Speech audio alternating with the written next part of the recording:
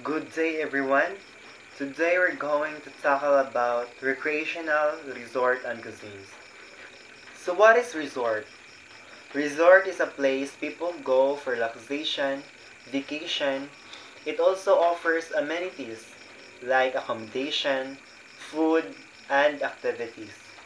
Recreation is refers to activities people do for enjoyment, relaxation, and leisure. This includes hobbies, sports, travel, and other fun activities that help you unwind and recharge. History of resort, international and Philippine setting. Historically, people have always traveled for reason of trade, government, education, and religion. However, widespread travel for pleasure before the 20th century was altogether another matter.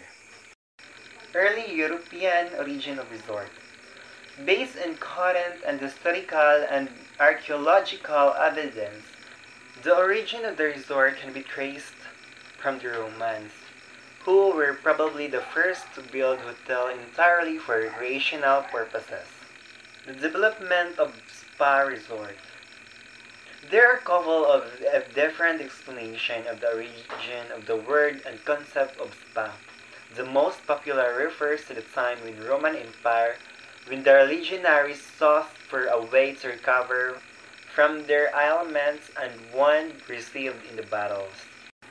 Besides the Roman spa traditions such as combining hot with cold bath or sports activity with massage and relaxation, other cultures from all over the world formed their own spa traditions. Third period, spa tradition in Europe. The spa went to downside and public baths across Europe were closed because of the spread of plague. And in France, baths were destroyed in effort to prevent syphilis epidemic. The cyclical popularity of European resorts. Before moving to Asia and America's contribution to the development of resort, a few observations about the European patterns are noteworthy. Individuals European resort hotels have historically experienced a short life cycle on average about 20 years or so. While the cycle is shortened by modern comparison, perhaps it is not so surprising when one considers that European hotels owned and operated by a single generation of individuals and entrepreneurs. Moving on, early ASEAN resort origin. It is not possible to provide more than a sampling of the richness of resort in Asia. The Asia continent is simply too vast, home to 60% of the world's population and too culturally diverse. In 20th century, the typical resort hotel in North America, all the beginning of the 20th century was a summer operation. Improvement in transportation changed the structure of resorts. Resort in the Philippines is largely attribute its success to succulent beaches of the Orient, although there are lots of successful hotel and resort making their name in island. The following are the top 10 beaches site and their locations. So first is Amanpolo Resort, Palawan. It is a private island resort in Palawan which is known for its gorgeous islets, emerged green waters, limestone cliffs, and stunning seascape. So, next is Banwa Beach Resort. It's the most expensive private island resort in the Philippine sites, serenely at the offshore of Palawan. Next is Boracay. Boracay has always been the favorite place in beaches goers in the Philippines. So, ang sa Boracay is known na siya sa mga kanang magbisita or magkuan sa mga tourist sa mga ingana. So nagi mga leisure nga mga activities ana nga beaches. So, next is El Nido. El Nido. Okay na. The place is always known as the country last frontier and sometimes the island of the gods. So, ang El Nido is places siya known sa mga frontier nga mga koan last winter and sometimes the land of the gods. So next is the Pier Pearl Farm. Located at far south in the city of Davao, lies the premier beach resort known as the Pearl Farm. So, mo ni ang sa Pearl Farm nga kaan nga beaches. Then next is Siargao. The island is a surfer dream. So diri sa Siargao is common na siya sa mga surfer nga mga people nga mag-make gyapon siya og kanang mga leisure and recreational mga activities. Ang mao ni ang best example ani sa mga leisure sa Siargao is leisure and recreational is mao ni ang surfer nga mga activities. Then next is Pagudpud. Pagudpud is if you are looking for a place that can be like Hawaii, or Pagudpud is the place to visit. So diri sa Pagudpud is kana ang kanang lagi pa siya mga activities nga kanang nagkuan siya og ang kaning Pagudpud is the one po siya nga one this is the one of the kanang nga places nga magkuan og mga activities siya. Then next is Mactan Island, located in Cebu. The island has one of the most lavish hotel in the country, with the private beaches. It's offer an exciting range of recreation activities and total relaxation. So sa Mactan Island is na mga mag-create po siya magkuan po siya og leisure and activities, and also kanang magkuan sa mga magkuan og mga relaxation nga kana sa Mactan Island. Next is Camiguin. The place has been known to be one of the most beautiful places in the Philippines because it still seems like a paradise. So diri sa Camiguin is kanang this is the most beautiful places in the Philippines because kanang kadto. Then next is Panglao. The island is famous. The island is famous for its world-class diving location and home to numerous tourist resorts. So diri kay nagkuan na diri is sa Panglao is nagkuan siya og mga diving location or mga class diving nga mga activities. Then according to G 2010, resort can be classified in diverse types. So by seasonally siya nga kuan. So kana nga kuan is year round, summer resort, winter resort. So by ang location niya kay sa urban resort, beaches, seaside resort, lake resort, mountain resort, island resort, desert resort, tropical rainforest resort, and farm related. Then ang destination niya is ang by destination kay spa resort, golf resort, guest resort, diving resort, fishing resort, marina resort, casino resort, conference resort, campsite, eco resort, theme park resort. So ang by form of ownership siya. Then ang first ay conventional, syndicate, timeshare, condo resort, vacation club, destination club. Ang by size niya kay mega resort, boutique resort. Then as diverse as its gate gets, we will categorize our resort into there are three categories. A. Proximity to primary market. B. Seating and primary amenities. And C. Mix of residential and lodging properties, and discussed by Mail 2012. Then, first, kay ang proximity to primary market. First, kay destination resort. These resort that are many miles away from their target market. Then, ang non-destination resort is, and the name implies, non-destination resort which can be easily reached upon when traveling. So, ang kuno ni sa destination resort kay kana ang mga nag-target lang sila og kuan kani ang people nga magkuan ana nga resort. Then ang sa non-destination resort kay resort is busy research. Kanang murag dali lang siya nga ma-reach nga kanang kay bali for example na kay sa Boracay mo na kay Brag or sa Siargao kay kanang daghan ba mag-travel ana nga destination or ana nga resort. Then next is Seating and primary amenities. First, ocean-based or beach resort. This resort really on sand and sunshine together with the various activities that could be done within the seatings. Then, next, kay Lake River Base Resort. By definition, a lake is an area or located in basin that is surrounded by land apart from any body or water or others outlet that serve to feed or green it. Then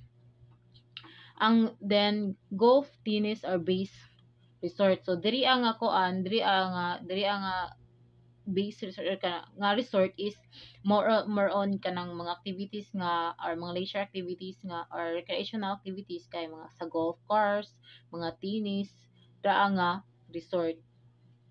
Then, next is mountain-based sky resort. A mountain resort is a place for holiday or vacation located in mountain areas. So, diri is nga mga resort is mga kuan lang siya sa mga holidays, places siya nga kanang magkuan na siya mga holiday or vacation nga mga vacation. My topic is all about the sum of the areas for recreation in cruise ships. So first is arcades. These areas state are arcades featuring the latest and greatest video games for the whole family.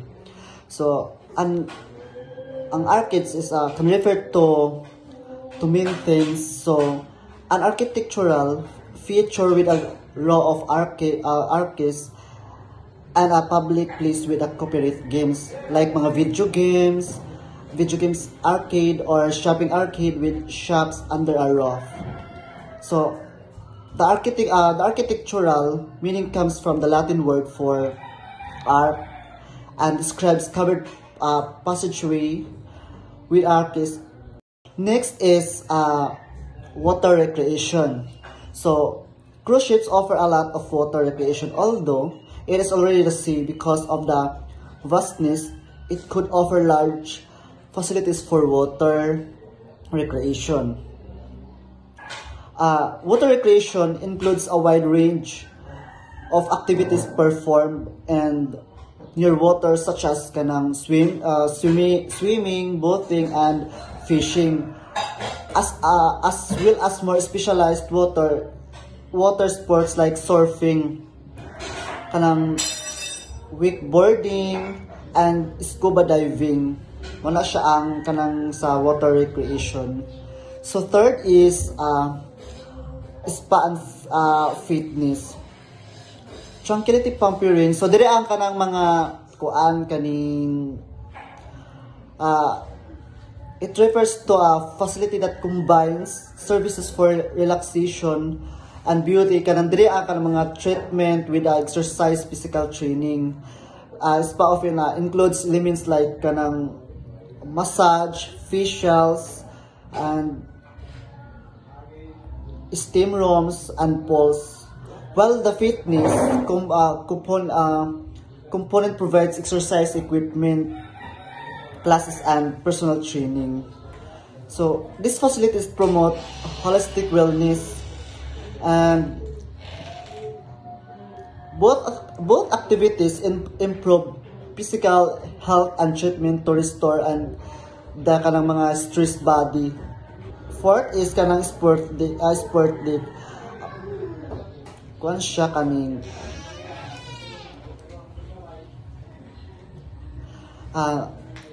can refer as several things. A brand of engineered sports kanang mga flooring system and upper level deck on the cruise ship with recreational activities. Kanang mga luxury seating area at a sports venue or a collection of sports, theme card, and kanang mga video game gihapon siya. So the last one is kanang destination club. That is the concept of destination club is was introduced in 1998 with Rob McGrath, a veteran luxury timeshare development business. So next is types of cruise ships. The cruise industry's rapid growth and specialization over the last few decades has had an impact on the design and general aesthetic materials. So there are three types of cruise ships. So first is mainstream cruise ship.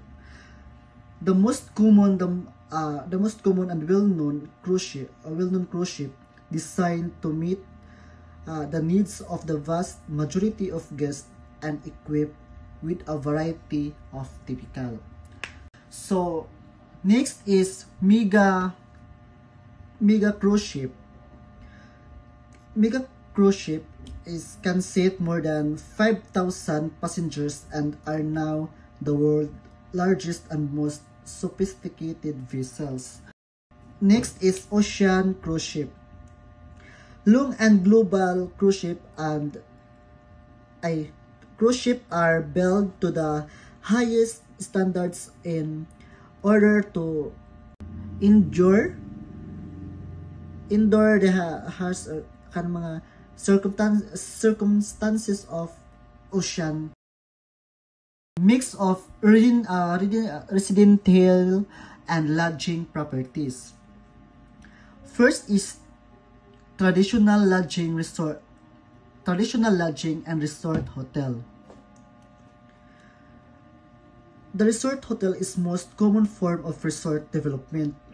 It requires a relatively modest financial investment. Next is timeshare vacation ownership. A timeshare is property with a particular form of ownership of right of use. Condominium hotels. In condominium hotels are condotel guests by free simple equity and units buying a hotel guest room. Destination club. Destination club is the concept of destination club was introduced in 1998 with Rob McGrath, a veteran luxury timeshare development business, launched private retreats. Sir Christian Cordu. I'm Ivana Mororibas and I'm going to discuss a cruise ship. So, cruise ship is cruise liner is a passenger ship used for leisure voyage where the voyage itself and the ship's amenities are part of the experience as well as the different destinations along the way. So, a cruise ship is a large passenger vessel nga makapag-travels across the sea mainly for vacation and leisure. Kung sa to pamura siya floating hotel or resort nga naglayag sa dagat, people can relax, eat, sleep, and enjoy different activities while nagbiyahe paingon sa lain-laing destination. So, in short, murag hotel nga nag-travel sa dagat na kay kwarto, restaurant, o entertainment pero naglihok ka sa dagat. Cruise ship is na siya five types of cruise ship. First is luxury cruise ship. A luxury cruise ship is like a floating 5-star hotel. It offers premium services, world-class amenities, and personalized experience para sa mga guests. Inside a luxury cruise, tanan designed for comfort and sophistication na ay spacious suites, fine dining restaurant and infinity falls, spa and wellness centers, theaters, o private balconies nga na ay ocean view. Mo bitaw nga ingon sila once you step inside mura kag naa sa paradise nga nag-travel sa dagat. Ang service kay top quality gyud. The staff are well trained, polite, and always ready to assist. Kung gusto ka mukaon na ay gourmet chefs nga magluto especially for you. Kung gusto ka mag-relax, naapod spa nga makatanaw ka sa sunset while nagpamassage. Iligan kaayon tanang butang mo nga only few people can afford it kay mahal yun siya. Second is small cruise ship. A small cruise ship is another type pero mas gamay ang size compared sa luxury cruise. Bisan gamay siya, it still offers comfort, relaxation, and fun experience to passengers. Usually, it carries fewer guests, maybe a few hundred lang, so mas personalized ang service kay dali ra ma-attend ang sa needs sa every guest. Mas quiet, peaceful, and intimate ang environment, perfect for travelers nga gusto og calm trip. Inside na agihapon ang restaurant, cabins, lounge og small pools or spas. Dili ingon ka grand sa luxury cruise pero comfortable and enjoyable gihapon ang small cruise ship. Focus siya sa quality, service o unique destination kaysa daghang fancy facilities. For example, gikan ka Cebu padulong Siargao or Bohol, since gamay ra ang passengers, mas friendly o close mo sa uban. Depende. Maka-explore pa mo sa small islands, mag-snorkeling or island hopping. So third is adventure cruise ship. Now, an adventure cruise ship is for people, para sa mga people nga mahilig sa exploration of nature. Dili ni focus sa luxury kundili sa discovery and experience. It goes to remote destinations like the Arctic, Antarctica, or small islands here in the Philippines. Mabitaw nga gitawag siyang adventure cruise kay ang goal is to explore and experience nature up close. Ang barko gamera compared sa big cruise liners, usually few hundred passengers lang. Inside na agyapan ng cabins, restaurant, and lounge, pero dili luxurious. Instead, naa sila ko equipment for adventure activities like diving, kayaking, hiking, and wildlife watching. So, kung ganahan ka og thrill, mauni na cruise para nimo. Next is expedition cruise ships. An expedition cruise ship is almost similar sa adventure cruise pero more focused sa exploration, research, and learning. Perfect ni sa mga travelers nga gusto makabisita sa remote o untouched places. Usually, mas gamay siya kaysa luxury ships, fewer passengers, ragyapon para makatravel sa hard-to-reach destination like the Arctic, Amazon, or Tubataha Reef. Inside na agyapon ng cabins, restaurants, and lounge pero simple og functional lang. Dili kayo glamorous pero instead of casinos, naa sila lecture halls, research labs, and observation decks para maka-learn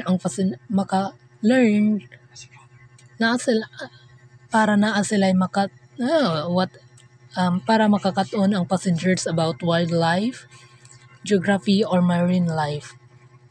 So example, from Cebu to Sulu Sea, along the way na ay marine biologist nga mag-explain sa coral reef o makakita pagyud kag dolphins or whales. Educational o adventurous at the same time. Next is a river cruise ship. A river cruise ship kay dili mo travel sa dagat. Pero sa mga rivers or inland waterways, mas gagmay og narrower ni siya kaysa ocean cruise ships para makasulod sa mga sapa o ilalom sa bridge. It travels through major rivers like the Nelly, Danube, or Mekong. Maubitaw nga gitawag siya river cruise kay along the river ang biyahe. Inside na agyapan ng cabins, restaurant, and lounge pero cozy o peaceful ang atmosphere. Passengers can enjoy the beautiful landscape and local sceneries while naglayag. For example, sa Pilipinas, ang Lubok River Cruise sa Bohol na ay floating restaurant nga maglibot-libot sa river while nagkaon og naminaw sa live music. Next is types of ferries in the Philippines. In the Philippines, you can choose from 4 different types of ferries. The distance you'll be going, the level of comfort you want, and whether you'll be traveling the vehicle will all influence your decision. So, the first one is bangka. Bangka is a small traditional boat nga usually made of wood with bamboo outriggers para balance sa. It travels through major rivers like the Nelly, Danube, or Mekong. Maubitaw nga gitawag siya river cruise kay along the river ra ang biyahe. Inside na agyapan ng cabins, restaurant, and lounge pero cozy o peaceful ang atmosphere. Passengers can enjoy the beautiful landscape and local sceneries while naglayag. For example, sa Pilipinas, ang Lubok River Cruise sa Bohol na ay floating restaurant nga maglibot-libot sa river while nagkaon og naminaw sa live music. Next is Roro ships or roll-on, roll-off. A Roro ship is a large ferry nga magdala og vehicles, cargo, and passengers. Ang term nga Roro, roll-on, roll-off, gikan sa paagi nga mosulod og mugawas ang mga sakyanan sa barko gamit ang ramp. One of the example of this is kanang kung nakasakay mo og barko nga naay mga bus or car sulod mao ni nga Roro. Inside na ay passenger areas, canteens, and restroom sa upper deck. Ug sa lower deck na ay parking area para sa mga vehicles. Dili siya luxurious pero practical and convenient para sa local traveler. Kung gikan ka sa Cebu to Bohol or CDO, pwede ka mo sakay og Roro, pwede nimo dalhon imong sakyanan. Mao ni nga rason nga nung ang Pilipinas gitawag nga Strong Republic Nautical Highway kay connected ang island through Roro roads. Next is Fast Craft. Fast Craft is a high-speed boat nga designed for quick island to island travel. Dili na pareha sa Roro nga dako og hinay. Kini kay gamay, lightweight og paspas kaayo. Inside na ay comfortable seats, air-conditioned cabins og snack bars. Example, kung nakasakay ka sa Ocean Jet or Supercat or Wisam Express, maon na ang Fast Craft from Cebu to Tagbilaran. Usually 1 to 2 hours ra ang travel. Fast Craft are perfect for short routes nga daily commuters nga gusto makasave og time pero gusto gihapon og comfortable nga ride. Next is passenger liners. Passenger liners were the main transport for international travel. Dako ni nga barko nga nagbiyahe a long distance from the country to another. Inside na agihapon ang cabins, restaurant, lounge ug entertainment areas. Sa modern passenger liners gigamit na pod og cruise ships. So, one of the example of this is ang Togo travel nga gikan Manila padulong Cebu or Davao. Mao na siya ang passenger liner. It's bigger than a ferry and made for long distance comfort. Although slower than airplanes, relaxing kaayo ang trip. You can eat, rest, and enjoy the sea view along the way. Cruise ship facilities. A ship facilities and space can be generally divided into 3 types. First is stateroom space, private spaces, and last is public spaces. So sa stateroom space, if hotels have guest room, a cruise ship has a stateroom or cabin. Ships' stateroom are usually extremely impact, but all spaces are well utilized to answer all the guest needs. There are types of ships' stateroom. Kung sa hotel na ay mga kwarto para sa mga guests, ang cruise ship pod na sila stateroom. Mao ni nga mga lugar nga turganan o pahulayan sa mga bisita. There are different types of stateroom. First is outside stateroom. Kini nga stateroom para sa mga guest nga ganahan og makakita sa ocean view. Usually naani siya bintana or balcony nga makita nimo ang dagat. Then inside the stateroom, kini nga kwarto mas barato kaysa outside stateroom kay wala ni siya windows. Example, kung gusto ka makatipid pero ganahan gyapon ka makasakay sa cruise, inside stateroom is good choice. Next is suites. Mao ni nga pinaka-expensive nga room sa ship. Murag VIP room ba? Mas dako, mas luxurious og naapay extra services. Example, mga celebrities o high-paying guests, usually diri sila naga-stay during the cruise. Second is private space. Private spaces are reserved for the ship's personnel. This includes the cruise cabins, cafeteria, gym and recreational facilities. The bridge were the vessel. Ang private spaces kini nga mga area para lang sa ship's personnel or crew, dili ni para sa passenger. So kung sa staff only area sa cruise ship pod naa. In short, private spaces are for the people working on the ship, not for the guests. Public space.